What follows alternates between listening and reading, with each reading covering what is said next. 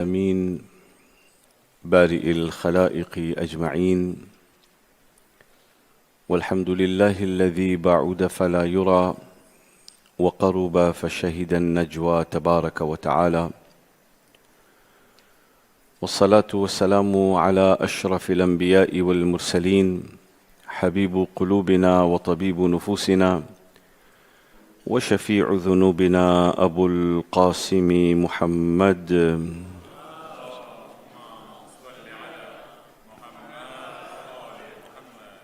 وعلى أهل بيته الطيبين الطاهرين المعصومين الذين أذهب الله عنهم الرجس وطهرهم تطهيرا اللهم صل على محمد وعلى آله. أما بعد سلام عليكم جميعا ورحمة الله وبركاته. ગઈકાલે તમારા સમક્ષ હું જનરેશન ઝેડના વિશે બયાન કર્યો હતો કે એ લોકોની મેન્ટાલિટી, એ લોકોના કેરેક્ટરિસ્ટિક્સ, એ લોકોનો વર્લ્ડ વ્યૂ, એ લોકોનો દુનિયા જોવાનો તરીકો જુદો છે.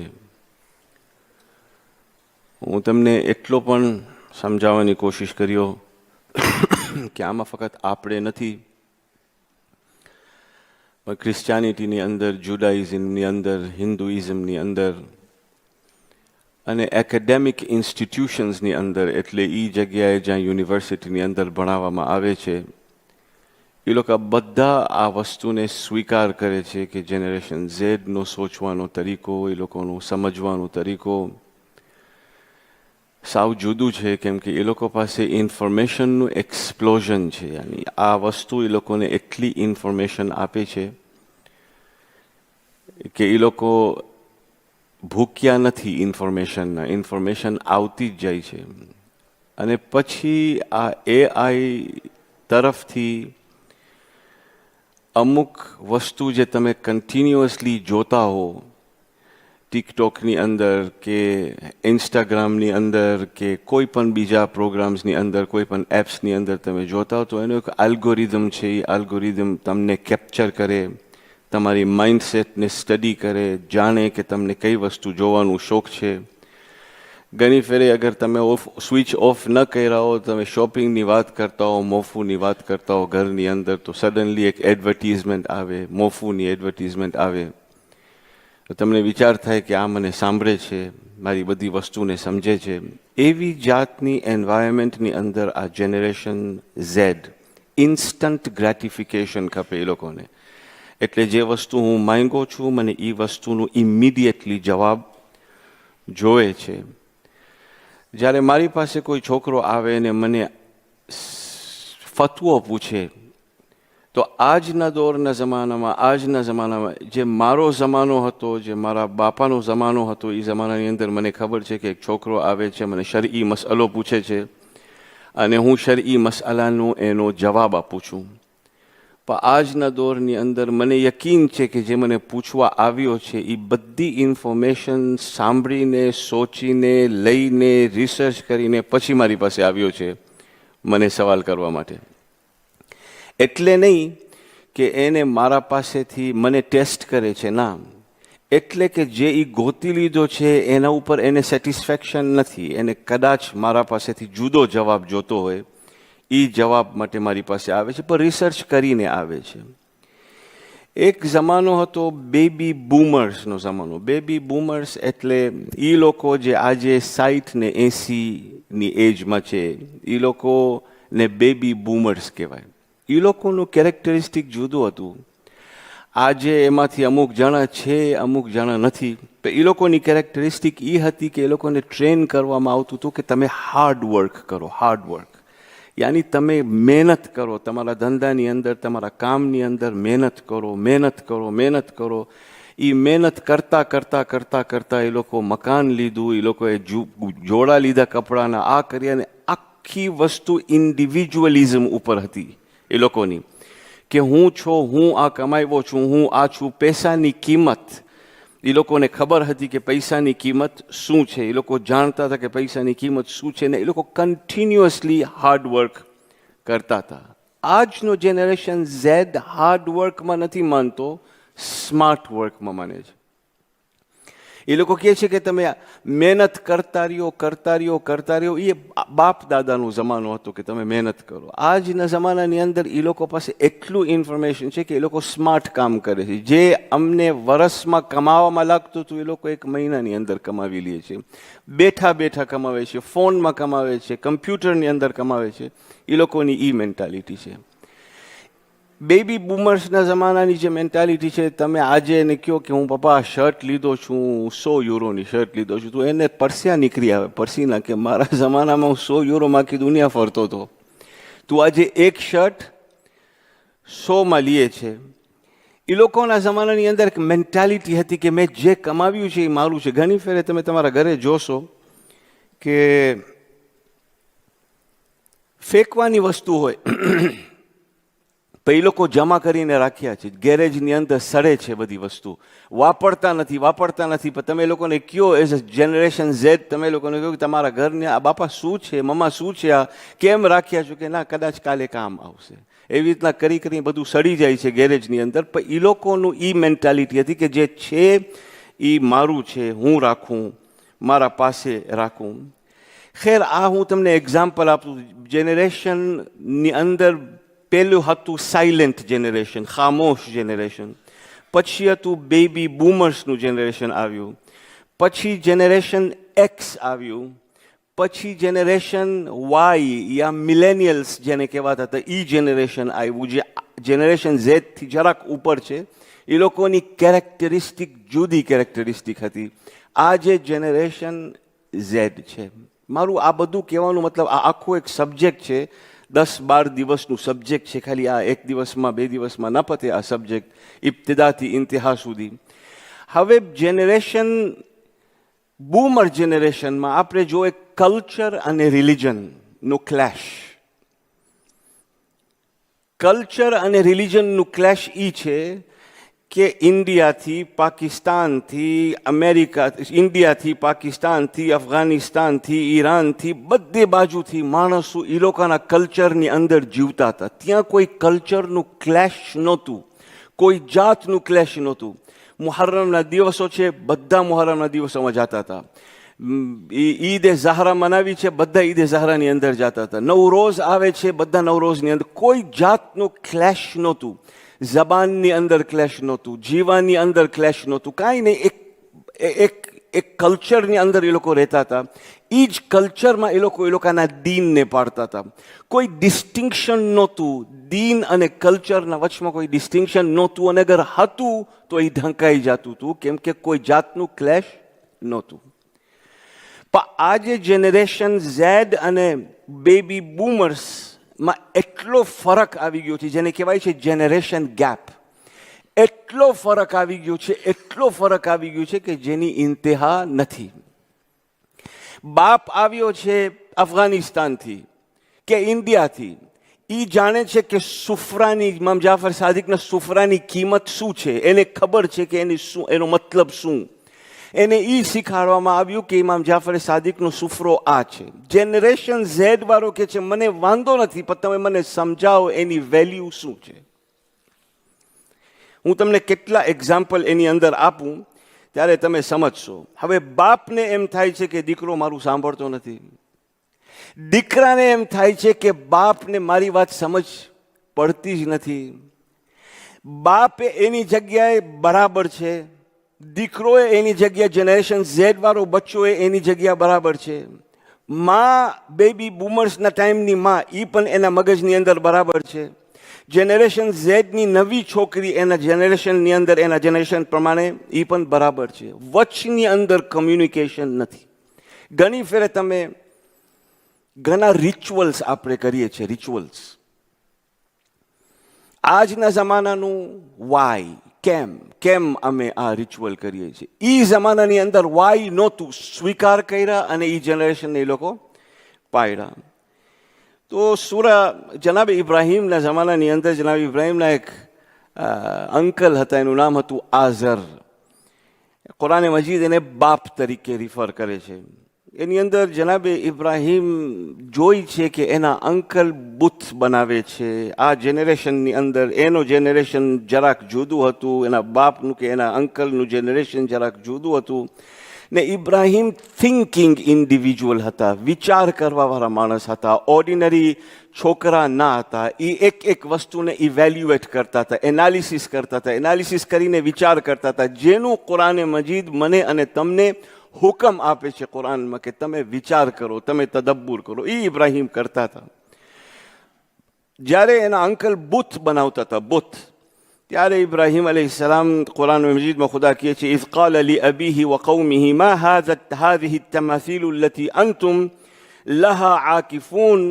આ કઈ વસ્તુ છે જે તમાસીલ એટલે આ બુથ જે તમે તરાશો છો તમારા હાથથી, એ તમે શું કરો છો, કેમ એને પકડી બેઠા છો? તો એ લોકોનો જવાબ આ હતો.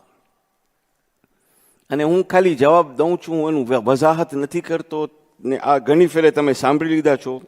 પણ એ લોકોનો જવાબ આ હતું જ્યારે ઇબ્રાહીમ એ લોકોને સવાલ કર્યા, કાલુ વજદના આબા અના લહા આબિદીન.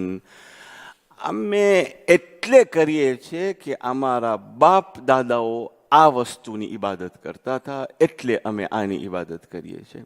તો જનાબે ઇબ્રાહીમ પહેલે એ લોકોને સવાલ પૂછે છે, જજ નથી કરતા, પછી એ લોકોનું જવાબ લે છે કે એ લોકો શું જવાબ આપ્યા. પછી એ લોકોને કહે છે, કાલા લકદ કુંતુમ અંતુમ વ આબાઉકુમ ફી દલાલિમ મુબીન. તમે અને તમારા બાપ દાદા બધા ગુમરાહ હતા, તે છતાં તમે એ જ વસ્તુ કરો છો. બની શકે છે કે એ લોકોના મગજ પ્રમાણે એવી રીતના હતું, આજે તમારા મગજ પ્રમાણે જેવી રીતના ઇબ્રાહીમનું મગજ હતું કે આ વસ્તુ નથી તમારી સાથે બોલી શકતી, આ વસ્તુ અગર તમે એની સામે પડી જાઓ નથી તમે કંઈ કરી શકતી, આ વસ્તુ તમને કોઈ જાતનો ફાયદો નથી પહોંચાડી શકતી, છતાં તમે એની ઇબાદત કરો છો. હું આ વસ્તુને મારીશ, હું આ વસ્તુને પતાવી નાખીશ, આ વસ્તુ મને કાંઈ નહીં કરી શકે. છતાં એ લોકોનું જવાબ એ જ હતું કે અમારા બાપ દાદા આ વસ્તુ કરતા હતા એટલે અમે આ વસ્તુ કરીએ છીએ. હવે આ જનરેશન ગેપ જેને કહેવાય છે, આ એક મોટો સબ્જેક્ટ છે. હું ફક્ત તમારી સામે બે ત્રણ વાતો કરવા માંગુ છું. આ જે જનરેશન ગેપ છે આપણી કોમની અંદર, ને બધી કોમોની અંદર છે, આપણી કોમની અંદર છે. બાપ નવી મેન્ટાલિટીને સમજી નથી શકતો, દીકરો બાપની મેન્ટાલિટીને સમજી નથી શકતો. ટાઈમ એ જ છે જેની અંદર બંને જીવે છે, બાપ પણ જીવે છે. એનો કામ કરવાનું, એની ટેકનિક, એની સ્ટાઇલ જુદી છે, દીકરાની સ્ટાઇલ કે દીકરીની સ્ટાઇલ જુદી છે આ જમાનાની અંદર. અને વચમાં એક ગેપ છે. બાપને થાય છે કે હું જે બોલું છું મારો દીકરો ઊંધો જ સમજે છે, ને દીકરાને એમ થાય છે કે હું મારા બાપને જે સમજાવું છું એ બધું જુદું જ સમજે છે. આ કોકે લખ્યું છે, તમે સાંભળો કે એક માણસ કહે છે, જ્યારે હું 4 વર્ષનો હતો તો મને એમ થતું હતું કે મારા બાપ જેવી હસ્તી કાયનાતમાં છે જ નહીં, મારો બાપ જેવો રોલ મોડલ કાયનાતમાં છે નહીં. જ્યારે 4 વર્ષનો હતો કે મને એમ થતું કે મારો બાપ એટલે મારો બાપ, મારા બાપ જેવો કોઈ વસ્તુ નથી. એ કે જ્યારે હું 6 વર્ષનો થયો ત્યારે મને એમ થતું હતું કે આખી દુનિયાનો ઇલ્મ મારા બાપ પાસે છે. મારો બાપ મારો રોલ મોડેલ હતો, આખી દુનિયાનો ઇલ્મ મારા બાપ પાસે. કે જ્યારે હું 10 વર્ષનો થયો ત્યારે મને એમ સમજ પડવા માંડી કે મારા બાપ બહુ સારો માણસ છે, પણ એને જરા ગુસ્સાનો પ્રોબ્લેમ છે મારા બાપને. એ કે હવે 10 વર્ષની ઉંમરે હું રિયલાઇઝ કર્યો કે મારા બાપને જરાક એંગર ઇસ્યુઝ છે, ગુસ્સાનો પ્રોબ્લેમ છે. 12 વર્ષે થયો ત્યારે એ કહે છે કે મારા બાપને ગુસ્સાનો ઇસ્યુ હતું કે જ્યારે એ 12 વર્ષનો થયો ત્યારે હું જ્યારે 12 વર્ષનો થયો ત્યારે મને થયો કે મારો બાપ જરાક એવો નથી જેવી રીતના હું એને પહેલાં સમજતો હતો.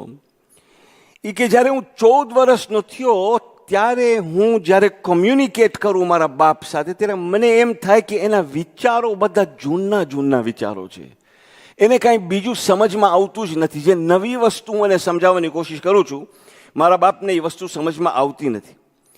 એ કે 16 વર્ષની ઉંમરે મને એમ વિચાર થયું કે એને આ જમાનાના બારામાં મારા બાપને કંઈ ખબર જ નથી. એ જૂના જમાનાની અંદર જીવે છે. એ કે 18 વર્ષની ઉંમરે મને એમ થયું કે મારા બાપને સબર નથી ને એના થકી મારું એ સબર જાતું રહ્યું. કે 20 વર્ષનો જ્યારે હું થયો ત્યારે મને થયું કે કેટલો ડિફિકલ્ટ છે મારા બાપ સાથે જીવવું એક ઘરની અંદર. અને હું પોતે વિચાર કરતો હતો કે મારી માં આ માણસ સાથે કેવી રીતના જીવી છે 20 વર્ષ કે 22 વર્ષ, કેવી રીતના મારી માં એની સાથે જિંદગી પસાર કરી છે. એ કે જ્યારે હું 25 વર્ષનો થયો ત્યારે જે કાંઈ હું બોલું મારા બાપ એના ખિલાફ હોય, જે કાંઈ ઈ બોલે હું એના ખિલાફ હું. કે 30 વર્ષનો જ્યારે હું થયો ત્યારે એ કહે છે ઇમ્પોસિબલ હતું કે આપણે એક વાત ઉપર એગ્રી કરીએ, હું ને મારો બાપ એક વાત ઉપર એગ્રી કરીએ. અને મને એમ થતું હતું કે કદાચ એવું જ હશે કે મારા દાદા બાપા પણ મારા બાપા સાથે એવું જ હાલત હશે એ લોકોના. મારા દાદા બાપા ને મારા બાપા એ લોકોની એવી હાલત. કે 40 વર્ષનો જ્યારે હું થયો ત્યારે મારા પોતાના બચ્ચા આવી ગયા હતા.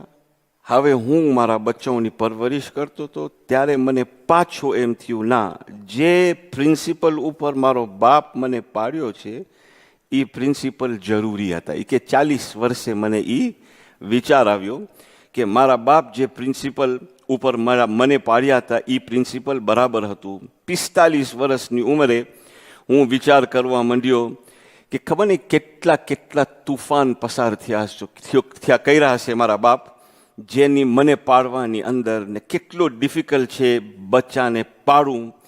એ કે 55 વર્ષની 55 વર્ષની ઉંમરે હું રિયલાઇઝ કર્યો કેટલો મારો બાપ ઇન્ટેલિજન્ટ અને મોરલ હતો. 60 વર્ષની ઉંમરે મને પછી એમ થવા માંડ્યું કે મારા બાપ જેવો કોઈ બાપ દુનિયામાં નથી. હવે આ એની સ્ટોરી છે, હું નથી કહેતો કે આ બરાબર સ્ટોરી છે, ફક્ત કહું છું કે આ એ માણસની સ્ટોરી છે કે મને 60 વર્ષ કે 50 વર્ષ લાગ્યા પાછો વાં જ આવવાને જ્યાં મારો બાપ મને શરૂ કર્યો હતો. મારો કહેવાનો મતલબ શું છે, આપણે એ જ ઈરામાં રહીએ છીએ, એક ઈરાની અંદર. આજે દાદા બાપા હાઈલા ગયા બાપા છે, કાલે તમે બાપા થવાના છો ને પરમ દિવસે તમે દાદા બાપા થવાના છો, કાલે તમે નાનીમાં થવાના છો, પરમ દિવસે તમે એની નાનીમાં થવાના છો. અને એવી રીતના મુસલસલ ઈરા ઈ જ છે, ટાઈમ ઈ જ છે, ઈ જ ટાઈમની અંદર આપણને જીવાનું છે. એવોલ્યુશન ચાલુ છે, એવોલ્યુશન. ખાવાનું એવોલ્યુશન ચાલુ છે, કપડાં પહેરવાનું એવોલ્યુશન ચાલુ છે, શાદીઓનું એવોલ્યુશન ચાલુ છે. એક જમાનો હતો કે શાદી થતી હતી, શાદી ટાઈમ ઈ જ છે. તમે જુઓ, શાદી થતી હતી ત્યારે બાપ ઘરે આવીને, બાપ ને માં ઘરે આવીને દીકરાને કે દીકરીને કહેતા હતા કે અમે તારી શાદી નક્કી કરી નાખી છે. ના કોઈને જોવાનું, ન કોઈને મળવાનું, અમે તારી શાદી નક્કી કરી નાખી છે. 17મી રબીઉલ અવ્વલના લાડી બનીને કે લાડો બનીને આવી જશે, તારી શાદી થઈ જશે. કદાચ આ રૂમમાં એવા માણસ હોય જેની એવી શાદી થઈ હોય, મને ખબર નથી. પણ એ જમાનો હતો. પછી ઇવોલ્યુશન આવ્યું, એ જમાનો બદલી ગયો, માઇન્ડસેટ બદલી ગયા. પછી લોકો આમ જ આવીને નહોતા કહેતા, એ લોકો ફોટા મંગાવતા હતા. કોઈક ફેરે પાસપોર્ટ સાઇઝ ફોટો હોય, પાસપોર્ટ સાઇઝ.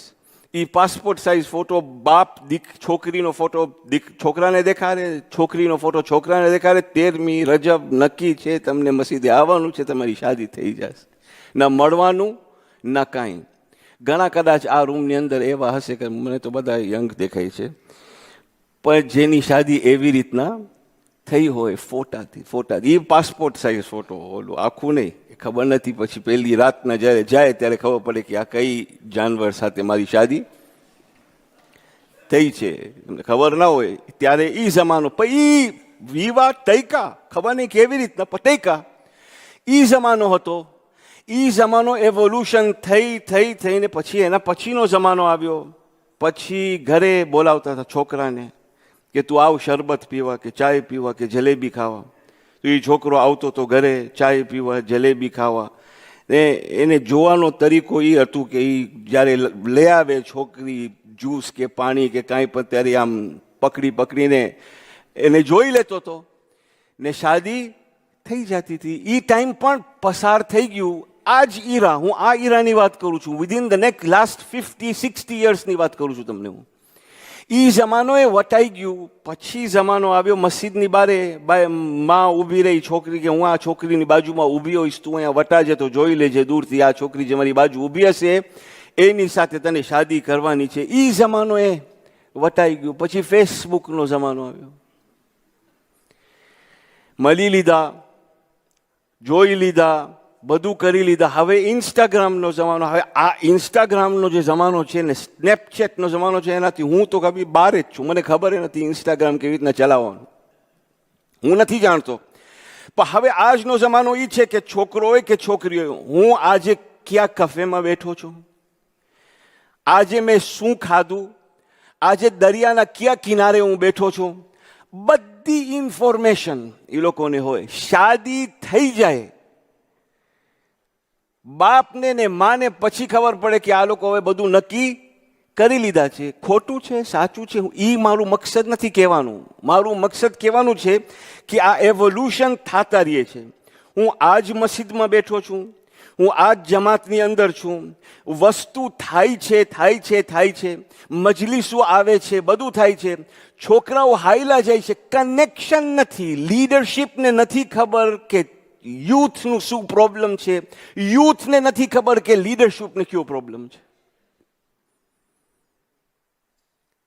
ફતવા 7th સેન્ચુરી અરેબિયાના ફતવા હું આજ પડ્યા છે.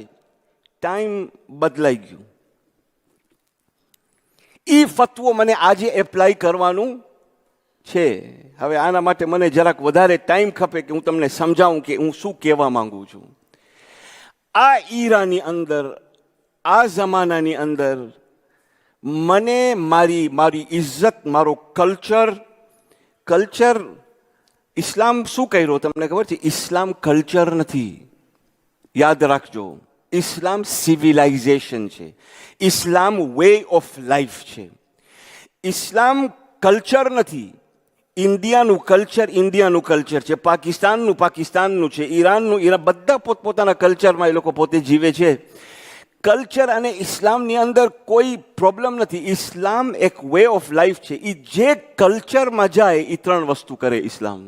યા તો એ કલ્ચરની અમુક વસ્તુને સ્વીકાર કરે, યા તો એ કલ્ચરની અમુક વસ્તુને રિફોર્મ કરે, યા તો એ કલ્ચરની એ વસ્તુને રિજેક્ટ કરે. ઇસ્લામ એવી રીતના કર્યું છે. જ્યારે પૈગંબરે ઇસ્લામ હઝરત મુહમ્મદ મુસ્તફા સલ્લલ્લાહુ અલૈહિ વસલ્લમ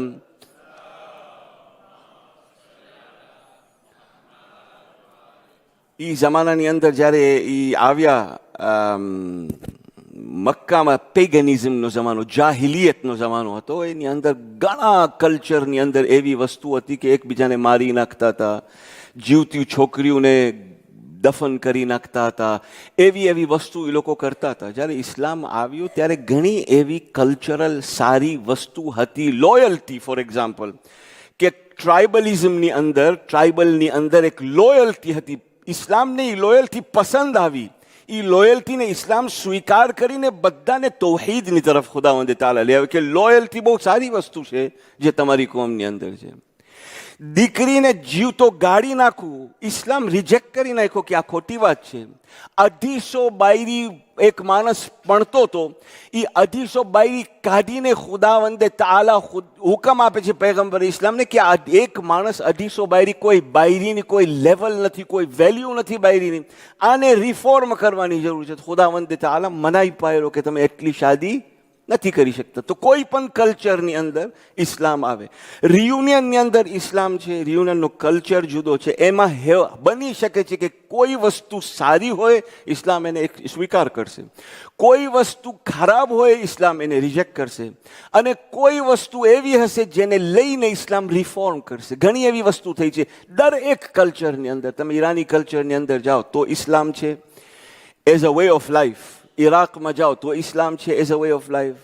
અમેરિકામાં જાઓ તો ઇસ્લામ છે as a way of life. એ બધી વસ્તુ ઇસ્લામ 3 વસ્તુ કરે, યા એક્સેપ્ટ કરે, યા રિજેક્ટ કરે, યા રિફોર્મ કરે. મારા ભાઈઓ, જ્યારે અમે દીન અને મઝહબની અંદર કોશિશ કરીએ ગ્રો થવાની, કે હવે આપણે ગ્રો થાય, કે આ કાંઈક પ્રોબ્લેમ છે. ગ્રોથ નહીં આવે જ્યાર સુધી આપણે એકબીજાની મેન્ટાલિટીને સમજી ન શકીએ.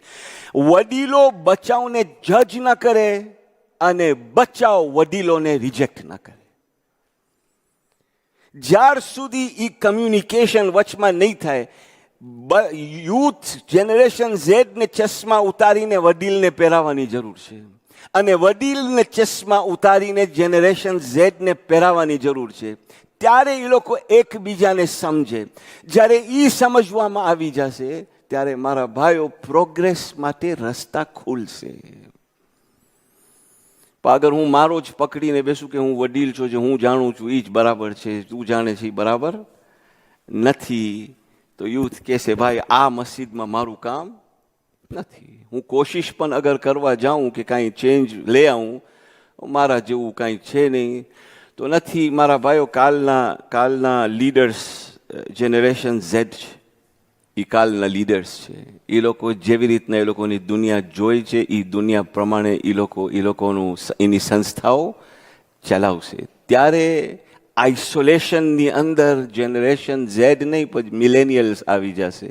ત્યારે આઇસોલેશન આજે જોર એ લોકોનું છે, કાલે એ લોકો આઇસોલેશનની અંદર આવી જશે. માટે મારા ભાઈઓ અને મારી બહેનો, ખુદાવંદ તઆલા કુરાન મજીદની અંદર ઇનકાર કરે છે કે તમે આરામથી નહીં બેસો.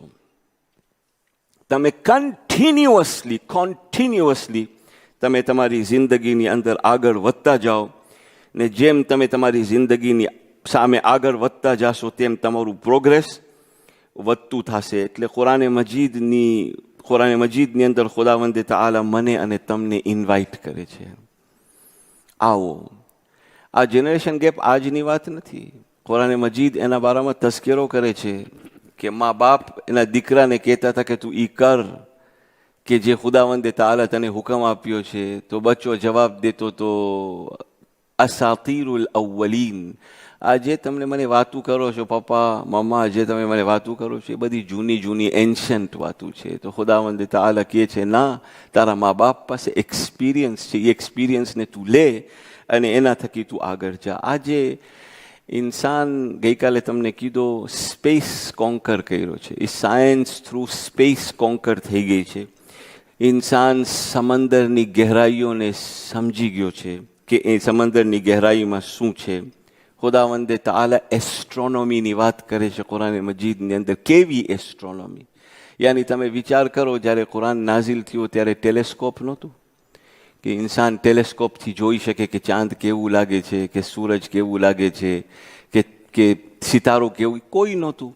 પણ ખુદાવંદે તઆલા સોફિસ્ટિકેટેડ આયાત કુરાન મજીદની અંદર નાઝિલ કર્યો. વશમ્સુ તજરી લિમુસ્તકર્રિન લહા ઝાલિકા તકદીરુલ અઝીઝિલ અલીમ. સૂરજ પોતાની સફરની અંદર જાય છે જ્યાર સુધી ખુદાવંદ તઆલા એને ઝાલિકા તકદીરુલ અઝીઝિલ અલીમ, જેવી રીતના ખુદાવંદ તઆલા સૂરજને ચાલવાના બારામાં કહે છે, એનું સફર કરવાના બારામાં કહે છે, પ્રિસાઇસલી એવી રીતના સૂરજ સફર કરે છે. વશમ્સુ તજરી લિમુસ્તકર્રિન લહા ઝાલિકા તકદીરુલ અઝીઝિલ અલીમ વલકમર કદ્દરનાહુ મનાઝિલ હત્તા આદ કલઉરજૂનિલ કદીમ. ચાંદ છે એ જુદી ફેઝીસમાં હોય, પાતળું હોય, પછી મોટું થાય, વેઇનિંગ વેક્સ હોય, વેઇનિંગ મૂન હોય, વેઇનિંગ ક્રેસન્ટ હોય, વેક્સિંગ ક્રેસન્ટ હોય. ચાંદના અમે ખુદાવંદ તઆલા કહે છે જુદા ફેઝીસ બનાવ્યા છે. નાનો હોય, મોટો થાય, પછી આખું થઈ જાય, પછી પાછો ઉતરીને પાછો. والقمر قدرناه منازل حتى عاد كالعرجون القديم. એટલા સુધી કે જ્યારે છેલ્લું ચાંદ હોય છે, કાલે તમે જોશો, કાલે નહીં, સોરી, પરમ દિવસે ઇન્શાઅલ્લાહ તાઆલા તમે એ ચાંદ જોશો, એ ચાંદનું શેપ હશે, શેપ ઉર્જૂનિલ કદીમ, ખજૂરના દરખ્તની બ્રાન્ચ જેવું શેપ હશે. ખુદા કહે છે ذلك تقدير العزيز العليم والقمر قدرناه منازل حتى عاد كالعرجون القديم للشمس تجري لمستقر لها ذلك تقدير العزيز العليم. أنا فتشوشه والقمر قدرناه منازل حتى عاد كالعرجون القديم للشمس ينبغي لها أن تدرك القمر ولا الليل سابق النهار. सूरज ने रजा न थी કે ચાંદને ઓવરટેક કરે, વલલ્લૈલુ સાબિકુન્ના, રાતને રજા નથી કે દિવસને આઉટસ્ટ્રીપ કરે, વકુલ્લુન ફી ફલકિન યસ્બહૂન, ખુદાના હુકમ પ્રમાણે બધી વસ્તુ એક્ઝેક્ટલી એવી રીતના ચાલે છે. એટલી મોટી મોટી વાતો ખુદાવંદે તઆલા કુરાન મજીદની અંદર મને અમને અને તમને કરે છે, પણ અમને ભાન નથી કે ખુદાવંદે તઆલા કુરાનમાં અમને શું કહે છે. ગઈકાલે તમને કીધું આપણે આજે ખતમુલ કુરાન હતું, આજે કાલે હશે, કાલે ઇન્શાઅલ્લાહ તાલા ખુદા કરે કે અમને કોઈ નૂર મળ્યો હોય કુરાન મજીદનું. કયામતના દિવસે પૈગંબર કહે છે, કુરાન મજીદની અંદર છે, ઇન્ન કૌમ ઇત્તખذوا هذا القرآن محجورا. કુરાન કહે છે ખુદાવંદ તાલાને કે મારી, પૈગંબર કહે છે કે મારી કોમ કુરાન મજીદને મહજૂર એટલે અબેન્ડન એટલે પાછળ મૂકી દીધી હતી કુરાન મજીદને. હવે આ જનરેશન ગેપ છે, જનરેશન ઝી છે, એટલા ઘણા બધા ચેલેન્જીસ છે ભાઈઓ. જે દિવસે આપણે આપણી આંખ ખોલશું અને તૈયાર હશું કે આપણે એક સ્ટેપ આગળ લઈએ, એકબીજાને સમજી શકીએ, એક જનરેશન જુદી જનરેશનને સમજી શકે, એ દિવસ આપણે ખુલ્લી વાતો કરી શકશું અને વાતોમાં એકબીજાને જજ નહીં કરીએ અને એ વાતોની અંદર આપણે ખુદાવંદે તઆલાની નજદીક જવાની કોશિશ કરશું. અને કુરાનમાં ખુદા કહે છે, વમા અલ્લમનાહુ શિዕરા વમા યંબગી લહ ઇન હુવા ઇલ્લા ઝિક્રુન વ કુરઆનુમ મુબીન. અમે પૈગંબરે ઇસ્લામને શાયરી નથી શીખાડી, અમે પૈગંબરે ઇસ્લામને શાયરી શીખાડવાનું મકસદે નહોતું. વમા અલ્લમનાહુ શિዕરા વમા યંબગી લહ, આ જે કુરાન છે, ઇન હુવા ઇલ્લા ઝિક્રુન વ કુરઆનુમ મુબીન, આ zikr છે અલ્લાહ તરફથી, આ કુરઆન મુબીન છે. કેમ મોકલાવ્યા અમે? લિયુન્ઝિરા મન કાના હૈયા, એના માટે અમે મોકલાવ્યું જે જીવતો છે, નહીં કે જે મરી ગયો છે. એના માટે નથી મોકલાવ્યા અમે કુરાન. જે મરી ગયો છે મરી ગયો છે, એને ચાન્સ હતું કુરાન વાંચવાનું, વાંચી લીધો હશે, હાયલો ગયો દુનિયાથી. એના માટે મેં કુરાન મોકલાવ્યું. લિયુન્ઝિરા મન કાના હૈયા, જે જીવતો છે એના માટે મેં કુરાન મોકલાવ્યું છે. તને હું મરી જાઉં, તમે મારા ઉપર કુરાન પડશો, એનો ફાયદો મને એટલો નહીં થાય જેટલો તમને થશે એના ઉપર વિચાર કરીને. પણ આ બધી વસ્તુ મારા ભાઈ હું મિક્સ કર્યો છું. આજે જનરેશનની વાત પણ મિક્સ કર્યો છું, કુરાન મજીદની વાત પણ મિક્સ કર્યો છું. મારું કહેવાનું ફક્ત એક મકસદ છે, ઇન્શાઅલ્લાહ તાલા, ને આ કહીને હું તમારી રજા લઉં કે એડ્રેસ અને એકનોલેજમેન્ટ કરવાની જરૂર છે કે અમને ચેલેન્જીસ છે. એ પહેલી વસ્તુ છે કે આપણને એકનોલેજ કરવાનું છે કે આપણી પાસે ચેલેન્જીસ છે. બીજું એ એકનોલેજ કરવાનું છે કે કોઈ પણ ચેલેન્જ એવી નથી જેને આપણે ટેકલ અને એડ્રેસ ન કરી શકીએ. ને ત્રીજી એ કે આપણને હવે સમજીને કે અમને પ્રોબ્લેમ છે, આ ઇશ્યુઝને એડ્રેસ કરવાનું છે, ઇન્ટેલેક્ચ્યુઅલ કેપેબિલિટી વધારવાની છે, ઇસ્લામને ઇન્ટેલેક્ચ્યુઅલી સમજવાની કોશિશ કરવાની જરૂર છે. મારી ગ્રોથની અંદર મને એવી રીતના મારા પોતાને બનાવવાની જરૂર છે કે ખુદાવંદ તઆલા સામે કોન્ફિડન્ટલી હું એને કહું, માલિક, જે અમાનત તું મને આપી હતી એ અમાનત પ્રમાણે હું આ જિંદગી પસાર કરીને આવ્યો છું. ખુદાવંદ તઆલા મને અને તમને તૌફીક આપે કે અમે આ વસ્તુ સમજી શકીએ અને કુરાન મજીદને અમારું ગાઈડ બનાવીને કુરાન મજીદનો નૂર અમારા સીનાની અંદર ઉતારવાની કોશિશ કરીએ. વસ્સલામુ અલૈકુમ વરહમતુલ્લાહિ વબરકાતુહ.